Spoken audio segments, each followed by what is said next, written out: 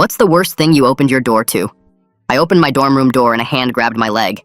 I looked down and there was a girl on the floor, barefoot, covered in blood, missing her shirt. Please help me. She pulled herself inside. I slammed the door shut and locked it. She crawled under my desk, shaking. I grabbed an ice pack from the freezer and pressed it into her hand. That's when I realized I knew her. She was in one of my classes. Always quiet. Always sat 2 rows up. I asked what happened. Her lips barely moved. The sorority. I was rushing.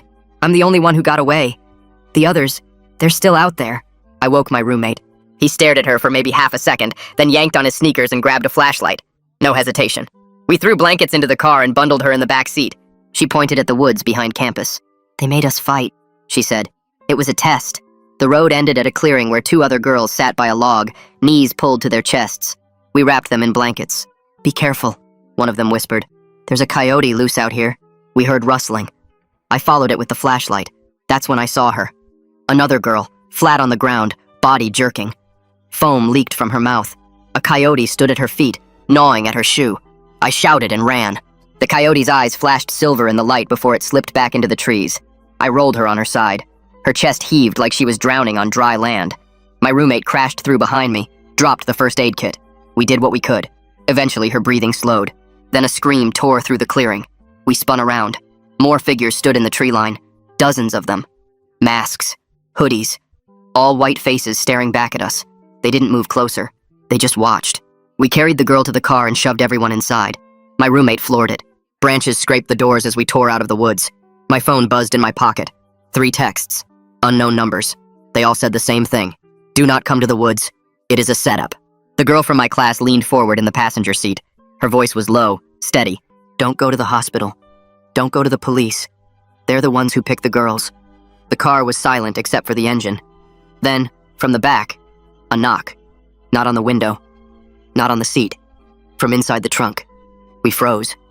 My roommate kept his eyes on the road. The girls in the back pressed against each other. I reached for the trunk release out of instinct. Her hand shot out and grabbed my wrist. Her eyes met mine. Don't. Another knock. Louder this time. Then a voice, small and calm, like it had been waiting there all along. Thanks for the ride, Pledge. The voice in the trunk laughed, soft and wrong, like whoever was back there thought this whole thing was funny. My roommate's foot slammed down harder on the gas, and the car jumped forward, tires squealing as we took the next turn too fast. The girl from my class grabbed my wrist so hard her nails dug into my skin, and she leaned close enough that I could smell the blood and dirt on her. Don't stop, she whispered, no matter what you hear.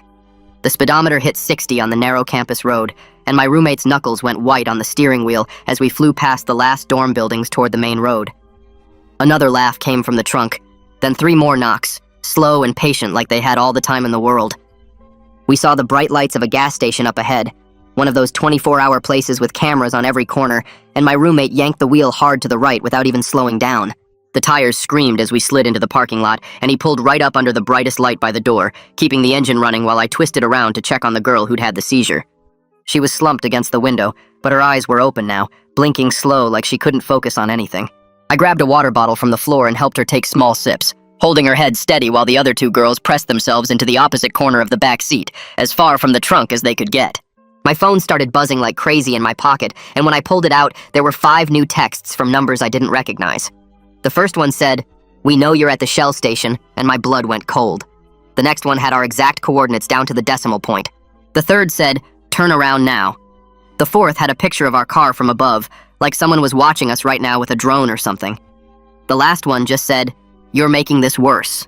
Every text had a timestamp that matched exactly when we'd turned or changed speed, which meant someone was tracking us in real time, probably through our phones or the car's GPS or both. My roommate saw my face and grabbed the phone, read the messages, then immediately pulled back onto the road heading for the interstate. "Campus is a bad idea," he said, and the girl from my class nodded hard. "There's a truck stop about 10 miles up," my roommate continued. "Big place. Lots of people." The girl leaned forward between the seats, and I finally asked her name, even though we'd been in the same class for 2 months. "Hannah," she said, voice rough like she'd been screaming. "And whatever happens, we can't open that trunk." She kept looking back at it like she expected something to burst out any second. The highway opened up ahead of us, and my roommate pushed the car up to 75, weaving between the few other cars out this late. Hannah started talking fast, like she needed to get it all out before she lost her nerve. They gave us drinks at the house, pink ones, said it was tradition. Then everything got fuzzy, and next thing I knew, we were in the woods. Her hands were shaking as she wiped dried blood off her arms. They had us in a circle, said we had to fight, said only the strong ones would make it into the sorority. She stopped to catch her breath, and I could see tears cutting tracks through the dirt on her face. Girls started falling down, passing out, having seizures like Eliza back there. She pointed at the girl I'd been helping with water, but they just watched. All those people in masks. They just stood there and watched. My roommate's jaw was clenched, so tight I could see the muscle jumping. "We should call campus security," he said, but Hannah practically screamed, "No!" and grabbed his shoulder. "They drove the vans. The security guys, they're the ones who brought us there." Her voice cracked and she started crying for real now. 3 white vans, campus security logos on the side. They picked us up at the house and drove us out there. We all went quiet except for the sound of the engine and the wind rushing past. My roommate took the exit for the truck stop and pulled into the huge parking lot full of semis and RVs. "Okay," he said. "Okay, we need supplies, medical stuff, and phones they can't track." We parked between 2 big trucks where we'd be harder to spot and started digging through our pockets. I had $43, my roommate had 60-something, and Hannah found a 20 in her pocket that was wet with something dark. "I'll go," my roommate said, already opening his door. "There's a pharmacy counter inside.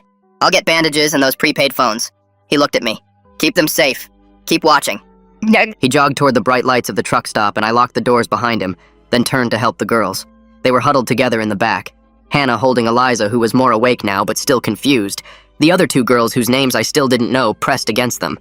That's when I saw the white SUV pull into the lot 3 spaces over. The windows were tinted, but I could see the engine was still running from the exhaust in the cold air, and right there on the windshield was a university parking sticker. My stomach dropped and I tried to text my roommate, but he was already inside. The SUV just sat there. Nobody getting out, nobody moving, just waiting. 10 minutes passed like hours before my roommate came running back with a plastic bag, and as soon as he got in, I pointed at the SUV. He looked at it for maybe 2 seconds, then threw the car in reverse. "We're moving," he said, and drove us around to the back of the lot where there was a concrete barrier for a loading dock. He backed right up against it so the trunk was pressed tight against the concrete. "Nothing's getting out now," he said, but we could still hear shifting sounds from back there, like something heavy sliding around. I pulled out my phone and started recording everything, getting video of the girls' injuries, their torn clothes, the blood and dirt, making them say the date and time and what happened. Hannah was getting stronger, more focused, and she started listing names.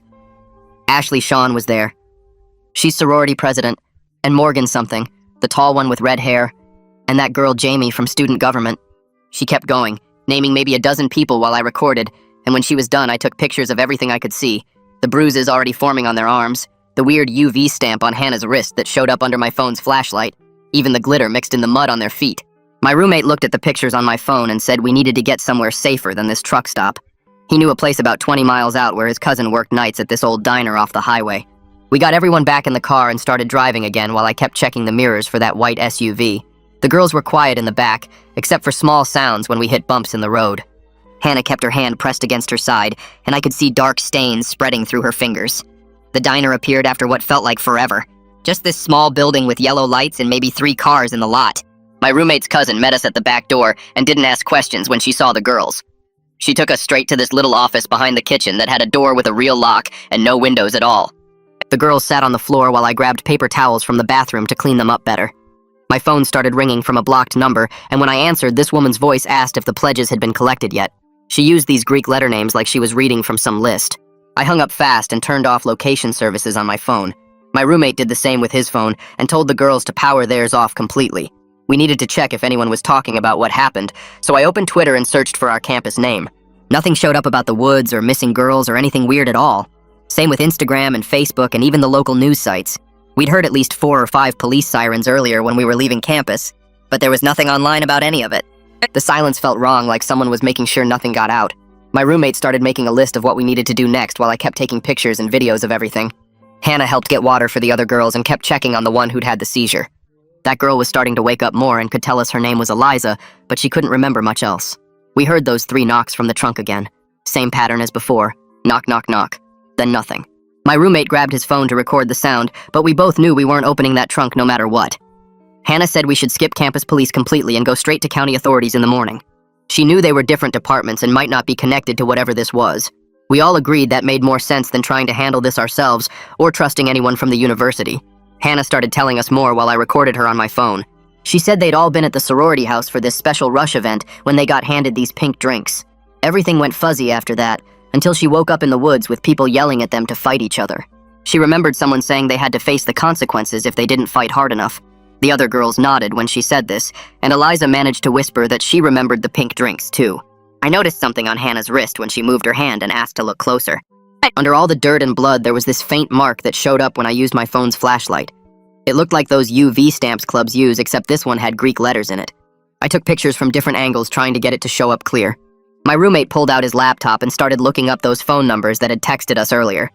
He's good with computer stuff and figured out they were all internet phone numbers, the kind you can get free online. The weird part was they'd all been connected to campus Wi-Fi when the messages were sent. Someone inside the university was definitely part of this, and they had access to track us somehow. While he worked on that, I remembered seeing something earlier on Instagram and went back to check. This girl from Greek Row had posted a story maybe 2 hours ago that showed people in white masks standing around a big fire. I recognized the clearing in the background as the same woods we'd just left. The story disappeared right as I found it, but I managed to screen record the last few seconds. You could see the masks clearly and hear voices chanting something I couldn't make out. The timestamp showed it was posted while we were still in those woods helping the girls. My roommate's cousin knocked on the door and brought us some sandwiches and first aid supplies. She said she'd keep watch out front and let us know if anyone suspicious showed up. Hannah was getting stronger and could sit up on her own now. She kept listing names of people she'd seen at the house before everything went bad. The Eliza tried to help, but her memory was still messed up from whatever they gave her. The other two girls were twins, and they just held each other without saying much. We decided to stay put until morning when the county offices opened. My roommate would handle calling lawyers and victim services while I organized all our evidence. Hannah would help keep everyone calm and watch for any medical problems with Eliza. Every few minutes we'd hear those knocks from the trunk, but we just ignored them and focused on what we needed to do. The clock on the wall showed it was almost 4 in the morning, and we had maybe 3 hours before we could get real help. My roommate pulled up the location history on my phone while I sat next to him on the floor. The trunk had knocked 3 times at 3:47 a.m. when we turned left onto Highway 9. 3 more knocks at 3:52 when we took the exit ramp. Another set at 4:01 when we pulled into the diner parking lot. Whatever was in there knew every single turn we made the exact second we made it.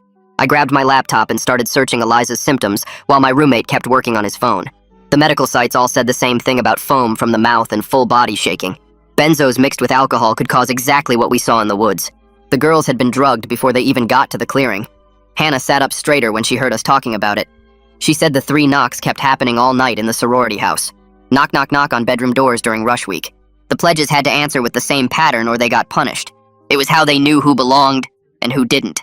My roommate showed me his phone screen with his eyes wide. Hannah suddenly grabbed his arm and told him to stop. She remembered hearing 2 girls talking about a password when they thought she was passed out. Something about roses and midnight. My roommate typed it into the sorority website and a hidden page loaded. There it was at the top in red letters. Midnight proving scheduled for tonight at 2 a.m. Below that was a list of names with check marks next to some and X marks next to others. Hannah's name had an X. So did Eliza's. The other girls from the woods all had X marks too. My roommate took screenshots of everything while I kept scrolling. There were instructions about bringing the pledges to the gathering point and making sure they drank the special punch first. It said the coyote would be released at exactly 2:15 a.m. to test their survival instincts. My hands shook as I read more details about fighting requirements and elimination rounds. Hannah pointed at one section that mentioned consequence protocols for anyone who tried to run.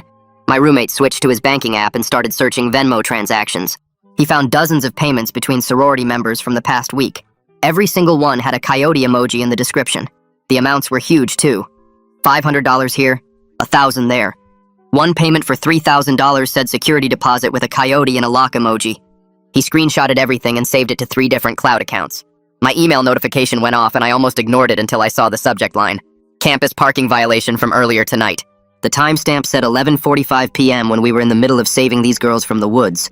The violation claimed my car was illegally parked outside the library during that exact time. Someone was building fake evidence against us already. I showed it to my roommate and he got quiet for a second.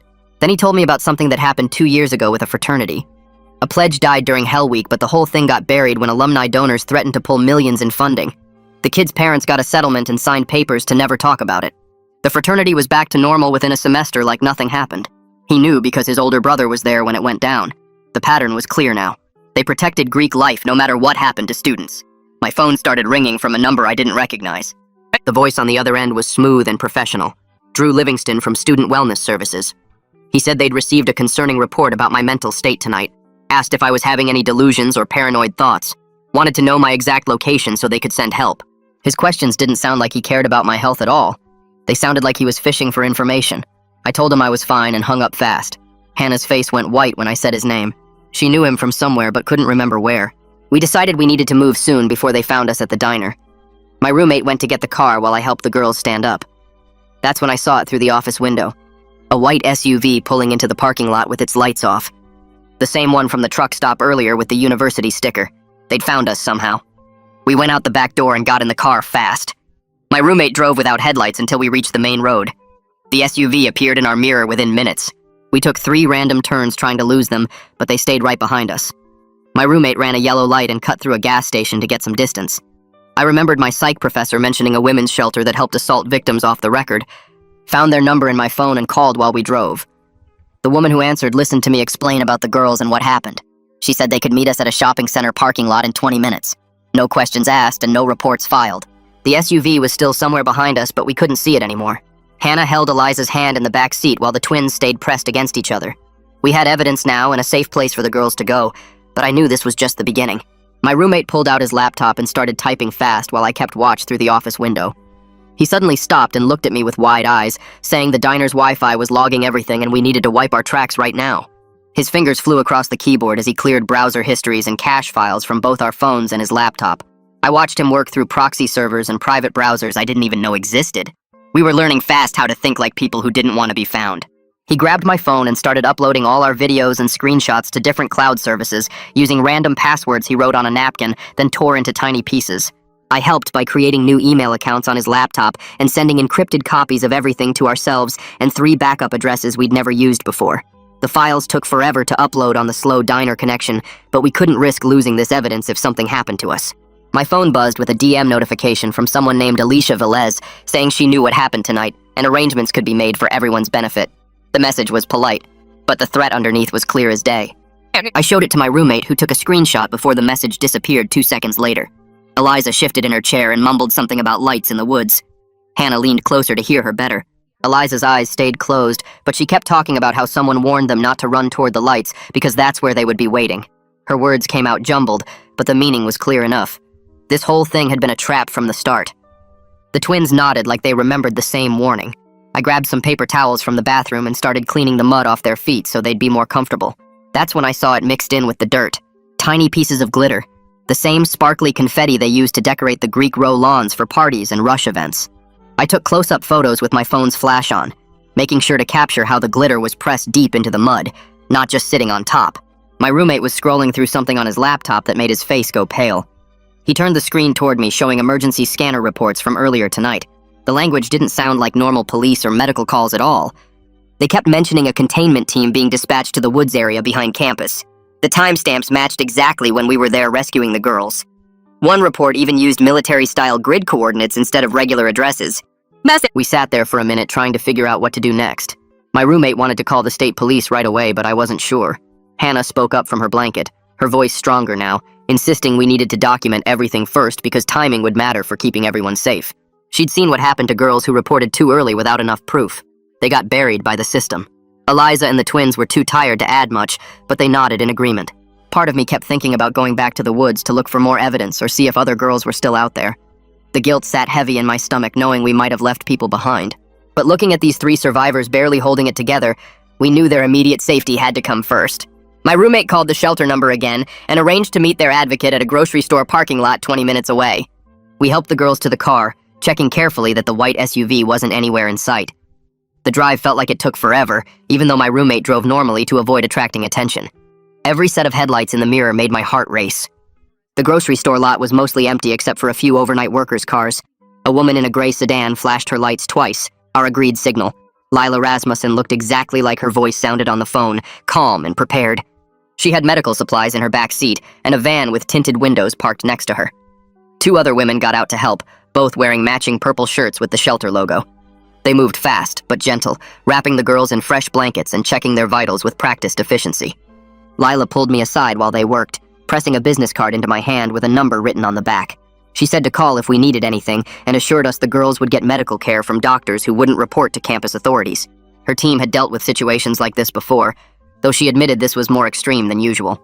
Hannah squeezed my hand before getting in the van, whispering thank you over and over. Eliza was already half asleep in the back seat. The twins held on to each other as they climbed in. Watching them drive away felt like a weight lifting off my chest, but also like we were losing our only witnesses to what really happened tonight. My phone dinged with an email notification before we even left the parking lot. Campus Parking Services had sent me a violation notice for illegal parking from 3 hours ago, right when we were in the woods saving those girls. The attached photo showed my car supposedly parked in a faculty spot outside the administration building, somewhere I'd never been. The timestamp had been doctored, but not very well if you looked close. They were already building a case against us, creating false evidence to discredit anything we might say. My roommate saw my face and grabbed my phone to look. He took screenshots of the email and the obviously edited photo, adding them to our growing collection of evidence that something much bigger was happening here. The next morning, Alicia Velez messaged me again asking to meet at the coffee shop off campus near the bookstore. My roommate wanted to come, but I went alone, sitting in the back corner where I could see both exits. She walked in wearing sunglasses and a baseball cap, ordered a black coffee, and sat down across from me without saying anything at first. Then she leaned forward and told me she was the voice in the trunk. My whole body went cold hearing that. She explained it was a test to see if we'd follow orders, if we'd open it when told not to. The sorority had planted her there with a recording device to document our obedience level. She looked sick talking about it, said the whole thing had gone way too far this year. The hazing used to be minor stuff like making pledges clean the house or memorize Greek history. Now they were drugging girls and making them fight in the woods while alumni watched and placed bets. She reached into her bag and slid a small enamel pin across the table, purple with gold edges. She said any alumni wearing this would help us, but warned that some very powerful people were involved, people whose kids went to this school. Board members, state politicians, major donors who treated Rush Week like their personal entertainment. She asked me not to use her name anywhere, but promised she'd keep feeding us information when she could. Walking back to my dorm afterward, someone bumped hard into my shoulder near the student union. Drew Livingston from campus security grabbed my arm to steady me, apologizing for not watching where he was going. Then he mentioned casually that he heard something weird about a car trunk last night. My stomach dropped because only someone with inside knowledge would know that detail.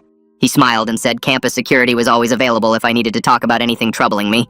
The way he said it felt more like a threat than an offer of help. I pulled away and kept walking, but could feel him watching me all the way to my dorm. Later that afternoon, I was taking trash to the dumpster when the janitor who worked our floor pulled me aside. He'd been cleaning these buildings for 20 years and knew when something wasn't right. He whispered that maintenance found dozens of white masks in the dumpster behind Greek Row this morning. Campus security had already taken most of them, but he'd saved one in his supply closet if I wanted it. I waited until the hallway was empty, then followed him to the maintenance room where he handed me a white plastic mask wrapped in a garbage bag. The inside still smelled like sweat and perfume. I stuffed it in my backpack and thanked him, knowing this was real physical evidence linking Greek Row to what happened in the woods. Back in my room, an anonymous email popped up on my laptop with an attachment labeled Tonight's Roster.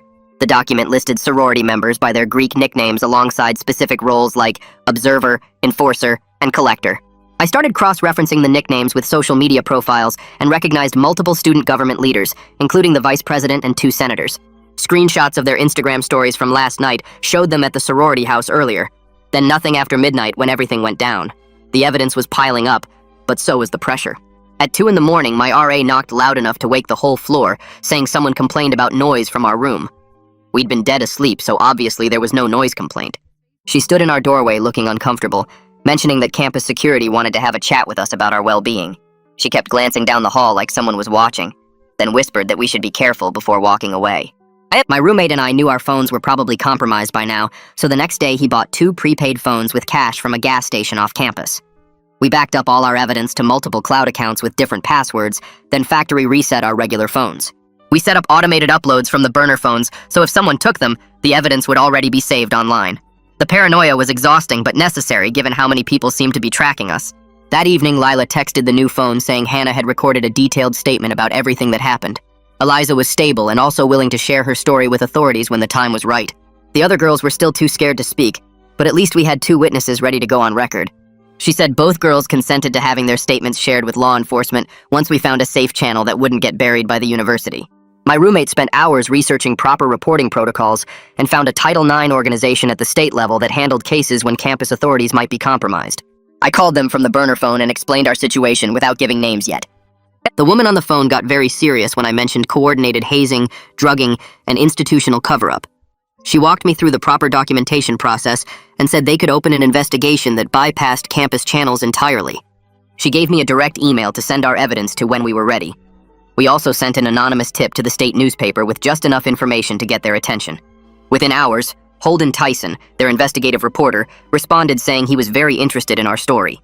We used an encrypted email service to send him a file with some of the photos and videos, enough to prove this was real without exposing the victims' identities yet.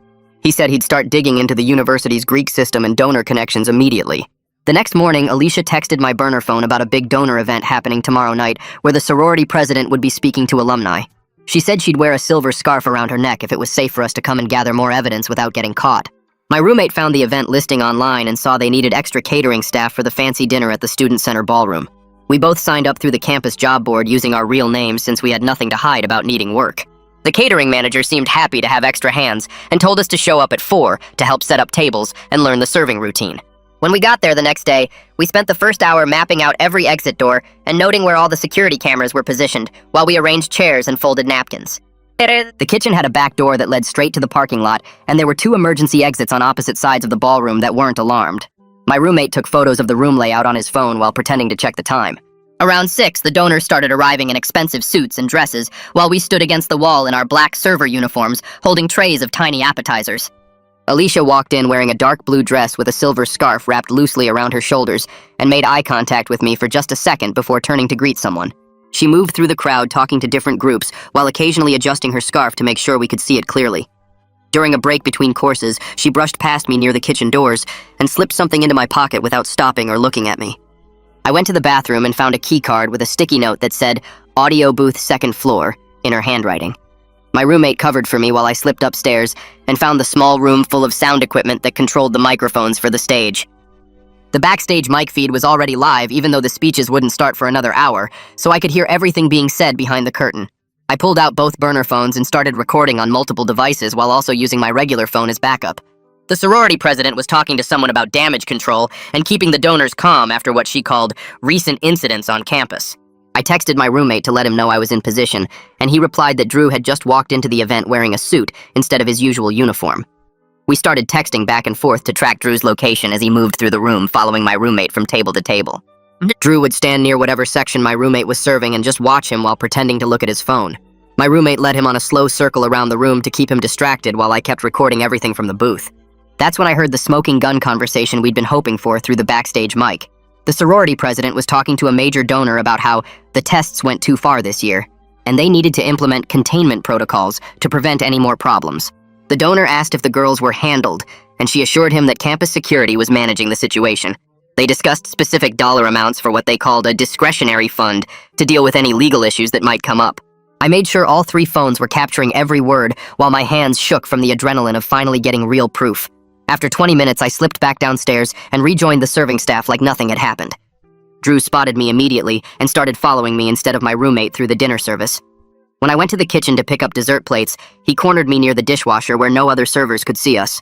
He got close enough that I could smell his cologne and asked if I was enjoying my evening. I stepped back and loudly asked him for his full name and badge number while other students were walking past with dirty dishes. Several servers turned to look at us, and Drew's face went red as he realized people were watching. He mumbled something about just being friendly and walked away quickly toward the main ballroom. My roommate and I met in the bathroom during the next break and uploaded all the audio files to 3 different places at once. We sent them to Holden at the newspaper, the Title IX organization we'd contacted before, and the FBI tip line using the encrypted email service. There was no taking any of this back now since the evidence was out of our hands and in the system. My phone buzzed with a text from Lila saying she was working with County Victim Services to get Hannah and Eliza real medical help at a hospital 2 counties over where the university couldn't interfere. Both girls were finally getting proper exams and documentation of their injuries that would hold up in court. The Q&A portion of the event started, and Alicia stood up from her table to approach the microphone in the center aisle. She asked the sorority president about midnight rituals and whether there were any hazing traditions that alumni should know about. The president's smile froze on her face, and several Greek leadership members at the head table started whispering frantically to each other. Alicia followed up by asking about the selection process for new members and whether it involved any physical challenges. The donors at nearby tables started shifting in their seats and looking at each other with uncomfortable expressions. The president gave vague answers about tradition and sisterhood, but you could see sweat forming on her forehead under the lights. More people started murmuring, and the energy in the room shifted from celebration to tension. The university president suddenly stood up and took the microphone saying there would be an important announcement. He cleared his throat twice before stating that all Greek activities were suspended effective immediately pending an external review of student safety protocols. The room erupted with shocked voices as donors demanded explanations, and Greek members stared at each other in disbelief. It wasn't enough to fix everything, but at least it was a start towards stopping them. The next morning, Lila called to say Hannah and Eliza were at a hospital 2 counties over, getting full medical exams and talking to real victim advocates who weren't connected to the university. The doctors found bruises in patterns that matched forced fighting, and drug tests showed traces of benzos mixed with other stuff that explained the seizures. Hannah was getting stronger by the hour and told the advocates everything she remembered about which sorority officers were there and what they made the girls do. Eliza's memory was coming back too, and she started naming specific people who'd watched from behind the masks. My phone rang constantly with blocked numbers, but I didn't answer any of them. Drew showed up at my dorm room that afternoon wearing regular clothes instead of his uniform and asked if we could talk about what happened at the event. I told him I had nothing to say without a lawyer present and shut the door in his face. 3 other students from my floor saw the whole thing, and one of them recorded it on her phone. The next day, campus security called my roommate and me to the dean's office for what they called an urgent meeting about our conduct. We walked in to find 5 administrators sitting around a conference table with folders full of papers about us. They said we'd violated university policy by using our positions at the catering event to record private conversations without consent. The conduct officer read off a list of supposed violations, including misuse of university resources and creating a hostile environment for Greek organizations. My roommate pulled out his phone and started recording while telling them this sounded like retaliation for reporting crimes. That's when Harper walked through the door wearing a sharp suit and carrying a briefcase full of federal whistleblower protection documents. She'd been waiting in the hallway for the perfect moment to make her entrance. The administrators' faces went pale when she introduced herself as our attorney and started citing specific laws they were breaking by trying to intimidate witnesses. She told them any further contact with us needed to go through her office and handed out her business cards to everyone at the table. We walked out of that meeting without signing anything or agreeing to any of their demands. Harper met with Alicia that same afternoon at a coffee shop downtown, where Alicia handed over 3 years of internal emails and documents she'd been collecting. The papers showed how the sorority systematically planned these hazing rituals and covered them up with help from campus officials. Alicia wanted whistleblower protection in exchange for testifying about everything she'd witnessed over the years. Harper started building a federal case while also preparing civil suits against the university for failing to protect students. 2 days later, Drew got put on administrative leave after 7 different complaints surfaced about him trying to intimidate witnesses and interfere with the investigation. The sheriff's department opened an internal investigation, but everyone knew they were just buying time to figure out damage control. The university sent out campus-wide emails about their zero-tolerance policy for hazing that they obviously hadn't been enforcing for years. The sorority chapter faced immediate suspension, and federal investigators started showing up to interview members and examine their financial records. Parents started calling demanding answers, and several major donors pulled their funding from Greek life programs. The campus felt different with Greek Row basically shut down and members walking around looking nervous all the time. My roommate and I kept going to class, but people stared at us in the hallways like we were either heroes or snitches depending on their perspective. Other survivors started reaching out through encrypted messages, saying they wanted to share their stories too, but were scared of retaliation. We set up a secure communication network using the contacts Lila had given us so people could report safely without exposing themselves. 2 weeks passed and I was sitting in my psychology class when my phone buzzed with a text from Hannah saying she was doing better and ready to fight back publicly. She'd been working with trauma counselors and felt strong enough to go on record with everything that happened. Eliza was healing too, and they'd found 3 other girls from previous years who were willing to testify about similar experiences. Holden from the state newspaper had been investigating non-stop and uncovered financial records showing the sorority's discretionary fund was used to pay off victims. He found receipts for medical bills that were quietly covered and legal settlements that never became public. The story was scheduled to run on the front page that weekend with our evidence as the centerpiece. Harper filed the civil suits on Friday afternoon to coordinate with the newspaper story for maximum impact. The article hit Saturday morning with the headline, "Systemic Abuse Hidden by University Officials," and included photos of the masks we'd found and screenshots of the recorded conversations. By noon, it was trending on social media, and national news outlets started picking it up. The FBI announced that evening they were taking over the investigation from local authorities due to potential federal crimes. Agents showed up on campus Monday morning with warrants and started seizing documents from Greek houses and administrative offices. 3 weeks after that night in the woods, I got a call from Hannah saying 5 sorority leaders had been arrested on federal charges. The chapter was permanently disbanded by their national organization, and the university faced millions in potential lawsuits. Hannah's voice was steady and clear when she told me she was going to be okay, because we'd stood up to them and won. All right, that's a wrap for today. Thanks for sticking with me through all the questioning and wondering. It's been a blast exploring these little moments together. Until next time, like the video, it helps more than you think.